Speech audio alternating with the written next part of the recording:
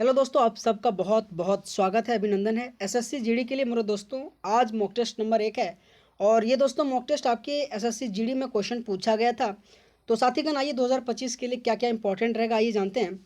तो पहला क्वेश्चन दोस्तों कि 8वीं पंचवर्षीय योजना के दौरान भारत जो कि 1 जनवरी डैश को विश्व व्यापार संगठन का सदस्य बन गया था। तो बेसिकली दोस्तों इस क्वेश्चन का आंसर आ जाएगा 1995। अगर साथीगण मैं बात करूँ जो 8वीं पंचवर्षीय योजना है ना, आपके 1992 से लेकर दोस्तों आपके 97 के बीच जो से चला था। और हमेशा आपके 8वीं पंचवर्षीय योजना का कार्यकाल पूछा जाता है। और यही 8वीं पंचवर्षीय योजना के दौरान दोस्तों आपके विश्व व्यापार संगठन का सदस्य बेसिकली भारत 1995 में बना था। इस पॉइंट को याद रखिएगा। साथीगण अगले क्वेश्चन है कि गन्ने से चीनी बनाने की गतिविधि किस क्षेत्र के आर्थिक गतिविधि के अंतर्गत आती है। तो बेसिकली दोस्तों आपके जो द्वितीय क्षेत्र है ना, द्वितीय क्षेत्र के ही अंतर्गत में आपके गन्ने से चीनी बनाने के लिए आता है। और हमेशा प्रथम क्षेत्र और द्वितीय और तृतीय हमेशा आपके एग्जाम में क्वेश्चन पूछा जाता है। साथीगण अगला क्वेश्चन है कि निम्नलिखित में से किसे भारत में हरित क्रांति के जनक के रूप में जाना जाता है। तो दोस्तों एम एस स्वामीनाथन को भारत में हरित क्रांति के रूप में जाना जाता है। और अगर दोस्तों मैं बात करूं विश्व में तो आपके नॉर्मन बोरलॉग को हरित क्रांति के जनक के रूप में जाना जाता है। और दोस्तों आपके एसएससी जीडी में एम एस स्वामीनाथन से बहुत क्वेश्चन पूछा जाता है, आपको साथीगण याद रखना है। अगर दोस्तों मैं अगला क्वेश्चन की बात करूं कि डैश के पास संसद के किसी भी सदन का आह्वान या सत्रवासन करने या लोकसभा को भंग करने की शक्ति होता है। बेसिकली राष्ट्रपति। बहुत इंपॉर्टेंट ये क्वेश्चन दोस्तों, जितने भी दोस्तों मैं क्वेश्चन लाया हूँ आपके एसएससी जीडी में क्वेश्चन पूछा गया। दोस्तों हर एक क्वेश्चन को छांट छांट कर आपके लिए जितने भी मोस्ट इंपॉर्टेंट क्वेश्चन रहा दोस्तों मैंने आपके लिए लाया हूँ, है ना।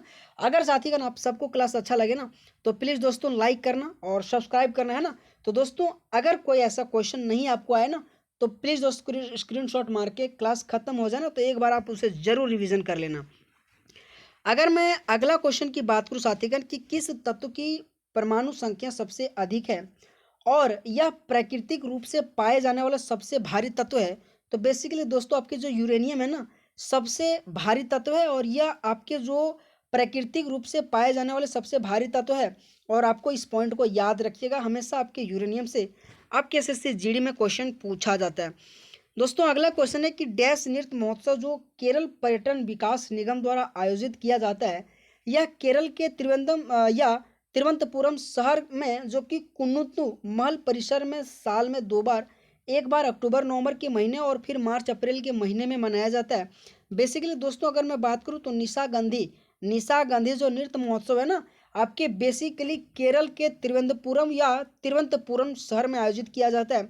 इस पॉइंट को याद रखिएगा दोस्तों, हमेशा आपके एग्जाम में दोस्तों नृत्य और महोत्सव से एसएससी जीडी में क्वेश्चन बहुत पूछा जाता है ना। अगला अगर मैं क्वेश्चन की बात करूं साथीगण कि भारतीय संविधान में उल्लेखित मौलिक कर्तव्य के संबंधित में निम्नलिखित में से कौन सा कथन सही नहीं है। अगर मैं बात करूं कि भारतीय संविधान के मौलिक कर्तव्यों का उल्लेख आर्टिकल 51 ये में है, दोस्तों ये करेक्ट बोल रहा है। अगर मैं बात करूं संविधान जो 86वें संविधान संशोधन 2002 के अधिनियम मौलिक कर्तव्य से संबंधित है, दोस्तों ये भी करेक्ट है। बात करें कि भारतीय संविधान में मौलिक कर्तव्य का उल्लेख भाग 4 में किया गया है, दोस्तों ये भी करेक्ट है। लेकिन दोस्तों आपके जो संविधान के 42वें संविधान संशोधन 1976 में मौलिक कर्तव्य से संबंधित है, दोस्तों ऑप्शन नंबर 4 गलत है। और मैं आपको लिख के दे रहा हूं दोस्तों, आपके एग्जाम में मौलिक कर्तव्य से भर भर के क्वेश्चन पूछा जाता है। अगर मैं बात करूं वर्तमान में 11 मौलिक कर्तव्य है। और साथ ही गण आप सबसे रिक्वेस्ट है 11 का 11 मौलिक कर्तव्य आपके फिंगर टिप्स पे याद होना चाहिए, क्योंकि बहुत इंपॉर्टेंट है दोस्तों, आपके एग्जाम में मौलिक कर्तव्य बहुत पूछा जाता है। अगर मैं अगला क्वेश्चन की बात करूं साथीगण तो हरित क्रांति यानी कि ग्रीन रिवोल्यूशन के संबंध में HYV का पूर्ण रूप क्या है। हमेशा दोस्तों ये क्वेश्चन पूछा जाता है। हाई यील्डिंग यानी कि वैरायटी जो बेसिकली HY भी का फुल फॉर्म है। और हरित क्रांति से दोस्तों मैंने एक वीडियो आपके एसएससी जीडी में 2021 से 2024 तक पूछा गया सभी क्वेश्चन दोस्तों मैंने एक ही वीडियो में बनाया हूँ दोस्तों, अपलोड भी किया हूँ। मैं उम्मीद करता हूँ दोस्तों आप जरूर जाके देखना, हर एक क्वेश्चन को वहाँ पे मैं एक्सप्लेन करके बताया हूँ, है ना। अगला क्वेश्चन मेरे साथीगण कि कौन सी शास्त्रीय नृत्य के क्षेत्र में अपने योगदान के लिए पद्म भूषण 1992 में प्राप्त करने वाले सबसे कम उम्र की नर्तकी में से एक थी। दोस्तों आपकी जो सोनल मानसिंह है ना, मैं आपको लिख के दे रहा हूँ दोस्तों, आपकी सोनल मानसिंह बहुत इंपॉर्टेंट है। और साथ ही आपके रुक्मणी देव अरुंडेल, ये दो नाम आपके जीवा पे याद होने चाहिए दोस्तों। हमेशा इनसे पद्म भूषण विभूषण दोस्तों 1992 में और पद्म विभूषण दोस्तों 2003 में हमेशा आपके सोनल मानसिंह से क्वेश्चन पूछा जाता है। और बेसिकली सोनल मानसिंह आपके ओडिसी नृत्य से संबंधित है, आपको ये पॉइंट याद रखना है। और रुक्मणी देव दोस्तों आपके जो भरतनाट्यम है ना, भरतनाट्यम से संबंधित है। और हमेशा रुक्मणी देव अरुंडेल और रुक्मणी सोनल मानसिंह से क्वेश्चन बहुत पूछा जाता है, आपको याद रखना है। अगला क्वेश्चन दोस्तों कि निम्नलिखित में से कौन नाइटिंगेल ऑफ इंडिया के नाम से लोकप्रिय है? तो बेसिकली जो सरोजिनी नायडू ना, उन्हीं को नाइट एंगल ऑफ इंडिया के नाम से जाना जाता है, आपको याद रखना है। हमेशा आपके एग्जाम में ये क्वेश्चन पूछा गया था। अगर मैं अगला क्वेश्चन की बात करूँ साथीगण कि कौन से खेल में खिलाड़ियों के कौशल स्तर का आकलन करने के लिए एलो रेटिंग प्रणाली का उपयोग किया जाता है? साथीगण आपके एग्जाम के लिए बहुत इंपॉर्टेंट ये क्वेश्चन है। और शतरंज में दोस्तों आपके आकलन करने के लिए, कौशल स्तर को आकलन करने के लिए रेटिंग प्रणाली का प्रयोग किया जाता है, आपको याद रखना दोस्तों। अगर मैं बात करूं दोस्तों गैम्बिट और चैटमैक, ये दो शब्दावली भी आपके शतरंज से आपके एग्जाम में क्वेश्चन पूछा जाता है, साथीगण आपको याद रखना है। अगर मैं अगला क्वेश्चन की बात करूं दोस्तों कि छऊ नृत्य शैली का संबंध बेसिकली किस राज्य से संबंधित है? तो बेसिकली पश्चिम बंगाल में दोस्तों छऊ नृत्य आपके एग्जाम में ये क्वेश्चन पूछा गया था कि बेसिकली यूनेस्को में कब शामिल हुआ था? तो 2010 में आपके छऊ नृत्य यूनेस्को में शामिल हुआ था, आपको याद रखना। और छऊ नृत्य से तो संबंधित दोस्तों एक बहुत बड़े नाम है मकर ध्वज दरोगा, आपको याद रखना, हमेशा इंपॉर्टेंट बनता है ना। अगर मैं अगला क्वेश्चन की बात करूं साथीगण कि 2001 की जनगणना के अनुसार भारत की कुल साक्षरता दर कितना था? तो 64 पॉइंट दोस्तों 83। मेरे साथीगण आप सभी को मैं आपको बता देता हूँ कि 2011 जनगणना से संबंधित आपके एसएससी जीडी में 2021 से 2024 तक जितने भी क्वेश्चन पूछा गया इसी वीडियो प्लेलिस्ट में आपको बना दिया दोस्तों, आप जाके जरूर देख लेना। और दोस्तों 2001 जो कि बहुत ऐसे मेरे साथीगण कोई क्वेश्चन का आंसर नहीं पता होगा, लेकिन आपके एसएससी जीडी में इस तरीके से क्वेश्चन पूछा जाता है, तो आपको याद रखना कि 2001 में जनगणना के अनुसार भारत की कुल साक्षरता दर तो 64.83, लेकिन 2011 के अनुसार की मैं बात करूं तो 74.04%। आपको हमेशा याद रखना, सेंसस से क्वेश्चन पूछा जाता है। अगला क्वेश्चन मेरे साथीगण कि दक्षिण भारत में डैश जो कि एक ग्राम सभा थी जो उन क्षेत्रों में पाई जाती थी जहां जमींदार ब्राह्मण नहीं थे। तो बेसिकली दोस्तों जो उर है ना, उर एक ऐसे जो कि ग्राम सभा था जहां आपके जमींदार ब्राह्मण नहीं हुआ करता था। और ये क्वेश्चन आपको याद रखना है साथीगण। अगर मैं अगला क्वेश्चन की बात करूं कि निम्नलिखित में से किस गायक ने संबलपुरी लोकगीत यानी कि रंगबती रंगबती का लोकप्रिय बनाया? तो कृष्ण पाटिल आपका आंसर आ जाएगा। और इस पॉइंट को याद रखिएगा दोस्तों, हर एक क्वेश्चन दोस्तों आपके एसएससी जीडी में क्वेश्चन पूछा गया है। मैं दोस्तों क्वेश्चन को छांट कर आपके लिए दोस्तों, अभी आपके 4 तारीख से एग्जाम है, मैं चाहता हूँ दोस्तों किसी भी प्रकार से आपके एग्जाम में कुछ नंबर मैं बढ़ा दूं, है ना। तो इसके लिए दोस्तों मैं इतना मेहनत कर रहा हूँ दोस्तों आपके लिए। तो दोस्तों आप सब लोग से रिक्वेस्ट है दोस्तों कि आप इस वीडियो को दोस्तों जरूर लाइक करना दोस्तों। और अगर आपको इसी तरह के वीडियो चाहिए दोस्तों तो प्लीज़ दोस्तों आप ज़रूर कमेंट करना, है ना। अगर साथीगण मैं अगला क्वेश्चन की बात करूं तो हरित क्रांति के संबंध में निम्नलिखित कथनों को पढ़िए। हरित क्रांति 1960 के दशक में नॉर्मन बोरलो द्वारा प्रारंभ किया गया था दोस्तों, ये करेक्ट बात बोल रहा है। दूसरा पॉइंट है कि उन्हें विश्व में हरित क्रांति के रूप में जाना जाता है, ये भी दोस्तों करेक्ट है, यानी ऑप्शन नंबर 1 और 2 दोनों सही है। मैं आपको कह रहा हूँ दोस्तों हरित क्रांति से आपके एसएससी जीडी 2024 में स्टेटमेंट से क्वेश्चन खूब पूछा है दोस्तों। इसी वीडियो सेक्शन के प्लेलिस्ट में आपको मैं हरित क्रांति का एक वीडियो पूरा पढ़ा दिया हूँ दोस्तों, 2021 से 2024 तक पूछा गया। मैं उम्मीद करता हूँ दोस्तों आप जरूर देख लीजिएगा। एक भी क्वेश्चन दोस्तों आपके एग्जाम से बाहर नहीं है, आप आने वाले एग्जाम के लिए बहुत इंपॉर्टेंट आपके एसएससी जीडी के लिए बनेगा। अगला क्वेश्चन साथीगण की जो 8वीं पंचवर्षीय योजना के दौरान भारत 1 जनवरी डैश को विश्व व्यापार संगठन का सदस्य बना था? तो बेसिकली 1995 इस क्वेश्चन का आंसर आ जाएगा। अगर मैं अगला क्वेश्चन की बात करूं दोस्तों कि राज्य की जो लोक सेवा में न्यायपालिका को कार्यपालिका से पृथक करने के लिए राज्य कदम उठाएगा, इसका उल्लेख भारत के डैश संविधान के किस भाग के अंतर्गत आता है? तो दोस्तों भाग 4 में आपके कहा गया कि न्यायपालिका को कार्यपालिका से अलग करना है। अगर मैं बात करूं दोस्तों न्यायपालिका से कार्यपालिका आर्टिकल 50 के बारे में कहा गया है, इस पॉइंट को भी याद रखिएगा दोस्तों। अगर मैं बात करूं भाग 4 दोस्तों आपके मौलिक अधिकार के बारे में कहा गया है, जो दोस्तों आपके मौलिक अधिकार ने दोस्तों आपके डीपीएसपी यानी कि डायरेक्ट प्रिंसिपल स्टेट पॉलिसी दोस्तों, उसमें से आपके 36 से 51 के बीच भाग 4 में, भाग 3 में दोस्तों आपके मौलिक अधिकार 12 से 35 में, और दोस्तों भाग 5 में संसद के बारे में जिक्र किया गया और भाग 4 में दोस्तों आपके मौलिक कर्तव्य के बारे में वर्णन किया गया। इस तरीके से दोस्तों अगर आपको एक्सप्लेन चाहिए दोस्तों तो ज़रूर बताइएगा दोस्तों, है ना। और आप सबको कैसा लग रहा है दोस्तों, इसको भी आप कमेंट बॉक्स में ज़रूर कहिएगा, है ना। अगला क्वेश्चन दोस्तों कि धम शब्द एक प्राकृतिक शब्द है जिसका संबंध प्राचीन भारतीय के निम्नलिखित में से किस शासकों से है। तो दोस्तों आपके अशोक से संबंधित है धम। और अशोक के दोस्तों 14 के 14 शिलालेख आपको याद रखना दोस्तों, हमेशा इंपॉर्टेंट बनता है। साथ ही अगर मैं बात करूं, अशोक बेसिकली मौर्य जो कि साम्राज्य के शासक हुआ। और अशोक का कार्यकाल भी बहुत आपके एग्जाम में पूछा जाता है, जो 269 से लेकर 232 के बीच में दोस्तों हमेशा इंपॉर्टेंट बनता है, आपको याद रखना है। अगर साथीगण मैं अगला क्वेश्चन की बात करूं कि निम्नलिखित में से किस कलाकार ने सरायकेला के छऊ नृत्य में योगदान के लिए संगीत नाटक अकादमी पुरस्कार से सम्मानित किया गया है।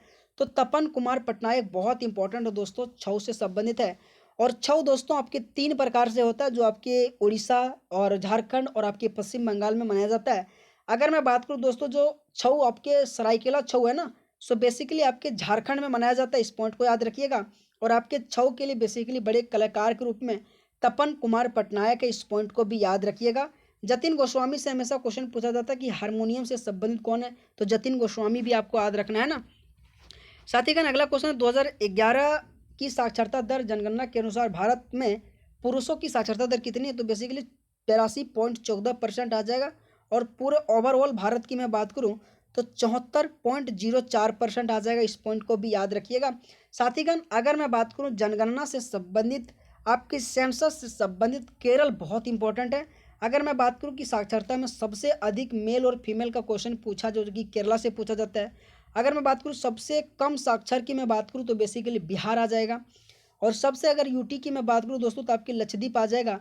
ये तीनों पॉइंट याद रखना, बेसिकली परसेंट भी आपके एग्जाम में क्वेश्चन पूछा जाता है। मैंने सेंसस से एक वीडियो बनाया दोस्तों, आप जाके देख लीजिए दोस्तों, कोई डाउट ही नहीं रह जाएगा उस वीडियो को देखने के बाद, है ना। अगला क्वेश्चन दोस्तों कि भारत सरकार द्वारा आयोजित सामाजिक आर्थिक और जातिगत जनगणना के अनुसार 2011 में परिवारों को कितनी श्रेणियों में स्थान दिया था। तो बेसिकली दोस्तों 3। आप सभी मेरे साथीगण से एक रिक्वेस्ट है, इस क्वेश्चन को आप नहीं जानते होंगे, मैं उम्मीद करता हूं दोस्तों, क्योंकि दोस्तों हर कोई 2011 से जनगणना से संबंधित, चाहे साक्षर के अनुसार, चाहे लिंग अनुपात, चाहे दोस्तों घनत्व से संबंधित यही रटा मारते। लेकिन दोस्तों ये क्वेश्चन कितने परिवार के श्रेणियों में स्थान दिया गया था, इस पॉइंट को कोई याद नहीं रखता दोस्तों। तो मैं यकीनन आप सभी के लिए वही क्वेश्चन लाता हूं दोस्तों जो आपके एग्जाम में पूछा गया है, और आप सभी को दोस्तों दिखाना मेरा एक कर्तव्य बनता है दोस्तों। और इसी तरह से आपको साथीगण वीडियो चाहिए ना दोस्तों, तो प्लीज़ दोस्तों इस वीडियो को लाइक करना दोस्तों, सब्सक्राइब करना, बहुत मेहनत लगता है दोस्तों, आप सबके लिए वीडियो बनाता हूँ, है ना। अगला क्वेश्चन है कि ओलंपिक खेलों में पूल तैराकी 8 लेन में विभाजित किया जाता है, 10 मीटर लंबे स्विमिंग पूल के अंदर होता है। तो बेसिकली दोस्तों जो 50 मीटर लंबे स्विमिंग पूल के अंदर विभाजित किया जाता है, और इस पॉइंट को याद रखिएगा दोस्तों। अगला क्वेश्चन दोस्तों कि जो शास्त्रीय नृत्य में निम्नलिखित में से कौन सा रस क्रोध को दर्शाता है। तो बेसिकली जो रौद्र है ना, रौद्र एक प्रकार के आपके क्रोध के रूप में दर्शाता है, और आपको ये क्वेश्चन याद रखना। अगर दोस्तों अगला क्वेश्चन है कि भारतीय जो संविधान में राज्य के नीति निर्देशक सिद्धांत का मुख्य उद्देश्य हासिल करना है, जो कि सामाजिक एवं आर्थिक न्याय का एक ही मुख्य उद्देश्य है कि उसे हमें शामिल करना है। और नीति निर्देशक सिद्धांत दोस्तों आपके बेसिकली आयरलैंड के संविधान से लाया गया है, जो कि आयरलैंड के दोस्तों 45 आर्टिकल से लाया गया, इस पॉइंट को याद रखिएगा। अगर मैं बात करूं दोस्तों भाग 4 में 36 से 51 के बीच में नीति निदेशक के सिद्धांत के बारे में वर्णन किया गया है। साथीगण अगर मैं अगला क्वेश्चन की बात करूं कि समाज सुधारक राजा राम मोहन राय भारत में किस सामाजिक धार्मिक सुधार आंदोलन से संबंधित है। तो बेसिकली ब्रह्म समाज, जो कि दोस्तों राजा राम मोहन राय के द्वारा किया गया था। और साथ ही दोस्तों आर्य समाज भी आपके एग्जाम में पूछा जाता है। बेसिकली दयानंद सरस्वती दोस्तों 1875 में आपके जो आर्य समाज की संस्थापक आपके दयानंद सरस्वती जी द्वारा किया गया था। हमेशा आपके एग्जाम में समाज और उनके संस्थापक से क्वेश्चन पूछा जाता है। तो बेसिकली ये 2 पॉइंट आपको याद रखना, आपके एग्जाम के लिए बहुत इंपॉर्टेंट है। अगर मैं अगला क्वेश्चन की मैं बात करूं दोस्तों कि जलीय प्रणाली को पानी के अंदर सांस लेने के लिए निम्नलिखित में से किसकी आवश्यकता होती है। तो बेसिकली घुलित जो ऑक्सीजन होता है ना, उन्हीं का प्रयोग किया जाता है जब पानी के अंदर में हम लोग सांस, जब जैसे कि देखो अभी बड़े बड़े जो वैज्ञानिक होता है, तो वो पानी के अंदर में सांस लेने के लिए निम्नलिखित में किसकी आवश्यकता होता है, तो घुलित जो ऑक्सीजन होता है ना, उन्हीं का प्रयोग किया जाता है। अगला क्वेश्चन दोस्तों, अगला क्वेश्चन आपके एग्जाम में क्वेश्चन पूछा गया कि तपन कुमार जो पटनायक है ना, निम्नलिखित में से किस नृत्य में संगीत नाटक अकादमी पुरस्कार जीता है? तो बेसिकली दोस्तों आपके छऊ जो नृत्य है ना, उसी के लिए आपके तपन कुमार पटनायक को संगीत नाटक अकादमी से सम्मानित किया गया। दोस्तों आपके एग्जाम में शास्त्रीय नृत्य, लोक नृत्य, जनगणना, फेस्टिवल और साथ ही पंचवर्षीय योजना और हरित क्रांति दोस्तों, और साथ ही बुक एंड ऑथर से संबंधित दोस्तों में जितना भी आपके लिए इंपॉर्टेंट क्वेश्चन है मैंने इस वीडियो सेक्शन में अपलोड कर दिया दोस्तों। 2021 से 2024 तक जितने भी आपके एसएससी जीडी में क्वेश्चन पूछा गया मैंने सारा का सारा दोस्तों आपको कर दिया। मैं उम्मीद करता हूँ दोस्तों आप एग्जाम देने से पहले एक बार इसे जरूर रिवीजन करके जाना है ना। अगला क्वेश्चन दोस्तों कि परिवार नियोजन कार्यक्रम का कार्यान्वयन निम्नलिखित में से किस भारतीय पंचवर्षीय योजना के दौरान लक्ष्य में से एक था? तो बेसिकली जो चौथी पंचवर्षीय योजना था ना, उसी में कहा गया है कि परिवार नियोजन कार्यक्रम का कार्यान्वयन बेसिकली आपके चौथी पंचवर्षीय योजना का ही एक प्रमुख लक्ष्य था। हमेशा आपके एग्जाम में पंचवर्षीय योजना से क्वेश्चन पूछा जाता है दोस्तों। आपकी पंचवर्षीय योजना, पांचवी जो पंचवर्षीय योजना है उसमें से गरीबी हटाओ जो कि नारा दिया गया था, इस पॉइंट को याद रखिएगा, बहुत इंपॉर्टेंट पंचवर्षीय योजना है। और दोस्तों थर्ड पंचवर्षीय योजना से भी क्वेश्चन पूछा जाता है कि सबसे विफल पंचवर्षीय योजना कौन रहा था? तो बेसिकली तीसरा पंचवर्षीय योजना सबसे विफल पंचवर्षीय योजना रहा था। अगर साथीगण मैं अगला क्वेश्चन की बात करूं कि बारदोली सत्याग्रह निम्नलिखित में से कौन से साल में हुआ था? तो दोस्तों 1928 में आपके बारदोली सत्याग्रह हुआ था। और दोस्तों 1928 से आपके एग्जाम में क्वेश्चन पूछा जाता है कि हिंदुस्तान सोशलिस्ट रिपब्लिकन एसोसिएशन की स्थापना कब किया गया था? 1928 में किया गया था। और 1924 में हिंदुस्तान सोशलिस्ट एसोसिएशन की बात करो तो ये 2 पॉइंट 1928 1924 के लिए बहुत इंपॉर्टेंट बनता है। और 1928 में ही दोस्तों बारदोली सत्याग्रह का ये भी पॉइंट याद रखना आपके एग्जाम में बहुत इंपॉर्टेंट बनता है। साथीगण अगर मैं 1922 की मैं बात करूं तो चोरा चोरी कांड दोस्तों, चोरा चोरी जो आंदोलन हुआ था ना आपके बेसिकली 1922 में हुआ था। इस पॉइंट को भी आपको याद रखना है। अगर दोस्तों अगला क्वेश्चन है कि सिद्धार्थ जो चुकड़े निम्नलिखित में से कौन से खेल खेलते हैं? तो बेसिकली दोस्तों स्क्वैश है ना, स्क्वैश से संबंधित है आपके सिद्धार्थ चुगड़े, इस पॉइंट को भी याद रखिएगा, बहुत इंपॉर्टेंट आपके सिद्धार्थ चुगड़े से क्वेश्चन पूछा जाता है। और आपके एग्जाम में स्पोर्ट्स से संबंधित दोस्तों जितने भी क्वेश्चन पूछा गया था 2021 से 24 तक मैंने दोस्तों वीडियो करा चुका हूं, आप जाके जरूर देख लेना दोस्तों अगर आप एसएससी जीडी का एग्जाम देने वाले हैं। अगर साथीगण मैं अगला क्वेश्चन की बात करूं कि निम्नलिखित में से कौन सा भारत में अर्ध न्यायिक निकायों का एक उदाहरण है? तो साथीगण इस क्वेश्चन का आंसर आ जाएगा राज्य उपभोक्ता विवाद जो निवारण आयोग है ना, बेसिकली एक अर्ध न्यायिक निकाय है। और इस पॉइंट को याद रखिएगा, ये बहुत इंपॉर्टेंट आपके एग्जाम का है और ये क्वेश्चन पूछा गया था साथीगण। अगर मैं अगला क्वेश्चन की बात करूं साथीगण कि जल्लीकट्टू जो निम्नलिखित में से किस त्यौहार की एक विशेषता है? तो दोस्तों पोंगल, पोंगल का एक विशेषता आपके जल्लीकट्टू है। और अगर पोंगल की मैं बात करूं साथीगण तो आपकी बेसिकली तमिलनाडु राज्य में आयोजित किया जाता है। बिहू दोस्तों आपके असम में, ओनम आपके दोस्तों केरला में और साथ ही विशु भी आपके केरला में। दोस्तों मैं उम्मीद कर रहा हूँ जितने भी मेरे साथीगण हैं आप सबको क्लास बहुत अच्छा लग रहा है। और साथीगण अगर आपको क्लास अच्छा लग रहा ना तो प्लीज़ दोस्तों आप सबसे रिक्वेस्ट है इस वीडियो को लाइक करना दोस्तों, और हो सके तो दोस्तों एक सब्सक्राइब जरूर करना है ना। इसी तरह से दोस्तों मैं एनटीपीसी और एसएससी जीडी के लिए दोस्तों क्लास करवाता हूँ है ना।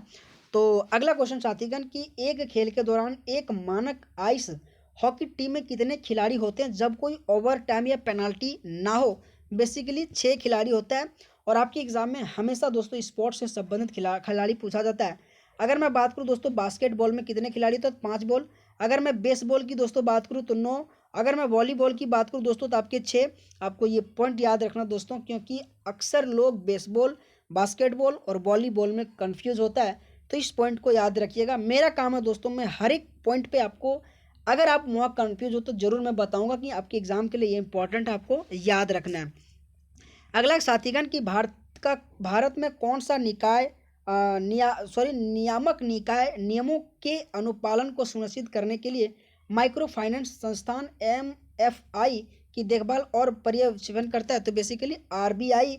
हमेशा दोस्तों आपके आरबीआई से क्वेश्चन पूछा जाता है। 1934 में एक्ट आया था, 1935 में इनकी स्थापना और फिर जाके 1949 में इनका राष्ट्रीयकरण हुआ, बहुत इंपॉर्टेंट है। और इनसे एक क्वेश्चन पूछा जाता है कि जब आरबीआई शुरुआती पूंजी के साथ कितना में आया था? बेसिकली 5 करोड़ के साथ आया था। आपके एग्जाम में बहुत क्वेश्चन पूछा जाता है, आपको ये याद रखना है। साथ ही अगला क्वेश्चन है कि निम्नलिखित में से कौन सा देश पश्चिम में भारत का पड़ोसी है और जो एक महत्वपूर्ण सीमा साझा करता है और अक्सर भू राजनीतिक महत्व का विषय बना रहता है।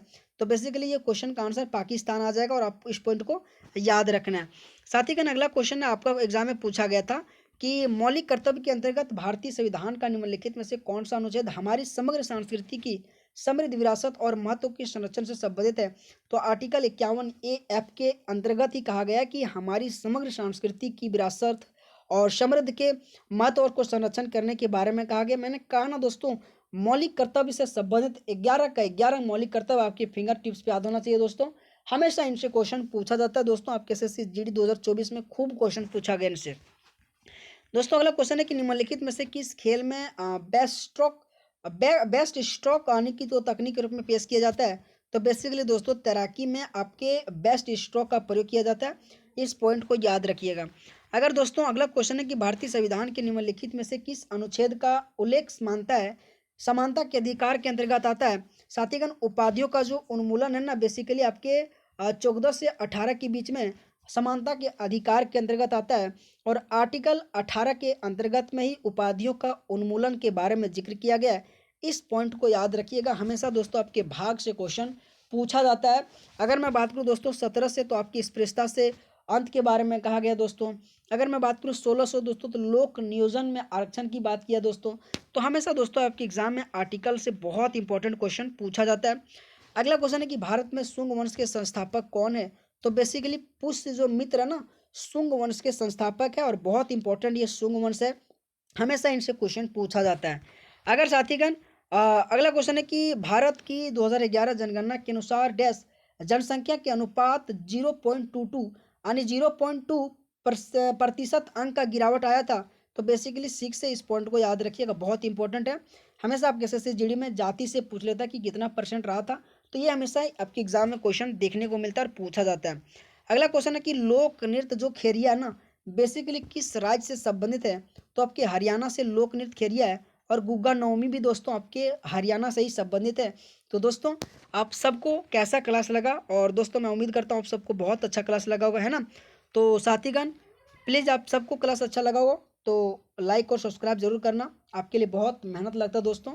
और मैं पुनः एक बार कह रहा हूँ कि 2021 से लेकर 2024 तक जितने भी क्वेश्चन दोस्तों इंपॉर्टेंट है मैंने करवा दिया हूँ, जाके आप जरूर देखिएगा, आपके लिए फायदेमंद होगा दोस्तों। बहुत बहुत धन्यवाद, थैंक यू सो मच।